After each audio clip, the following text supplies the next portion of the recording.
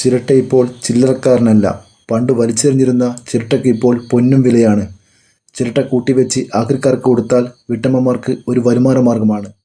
ഒരു കിലോയ്ക്ക് 10 രൂപയോളം ഉണ്ടായിരുന്ന ചിരട്ട വില ഇപ്പോൾ 4 ഇരട്ടി ഉയർന്ന് 30 രൂപയോളം എത്തി നിൽക്കുന്നു.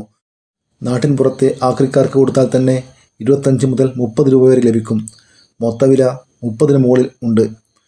പണ്ട് ചേരിയും തേങ്ങയും മറ്റുമാണ് തെങ്ങ് കർഷകർക്ക് വരുമാനമെങ്കിൽ ഇപ്പോൾ ചിരട്ടയും ഒരു പ്രധാന വരുമാന മാർഗമായി.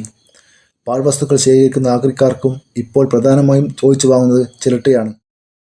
ചിരട്ട പല രീതിയിലുള്ള സൗന്ദര്യവർദ്ധക വസ്തുക്കളും ചിരട്ടക്കരി തുടങ്ങിയവയുടെ നിർമ്മാണത്തിനും ഉപയോഗിക്കുന്നു. ചിരട്ട പ്രധാനമായും കയറ്റി അയക്കുന്നത് തമിഴ്നാട്ടിലേക്കാണ്. ഈ രീതിയിൽ തേങ്ങയുടെ വില കുതിക്കുകയാണെങ്കിൽ ചിരട്ട വില ഇനിയും ഉയരും. അതിനാൽ ആരും ചിരട്ട കളയാതിരിക്കുക. തേങ്ങയുടെ വില പതുക്കെ കുറയുകയാണെങ്കിലും ചിരട്ടയുടെ വിലയിൽ ഇതുവരെ മാറ്റമുണ്ടായിട്ടില്ല. പല സ്ഥലത്തും പല വിലയാണ്. ആക്രിക്കാർ സാധാരണക്കാരുടെ കയ്യിൽ നിന്നും ചെറിയ പൈസക്ക് ചിരട്ട ശേഖരിക്കുകയും വലിയ പൈസക്ക് മൊത്തക്കച്ചവടക്കാർക്ക് വിൽക്കുകയും ചെയ്യുന്നു. അതിനാൽ ഇതിൻ്റെ ഗുണം സാധാരണക്കാർക്ക് ലഭിക്കുന്നില്ല. അതിൻ്റെ ഗുണം മുഴുവനും ഇടനിലക്കാർക്കാണ് ലഭിക്കുന്നത്.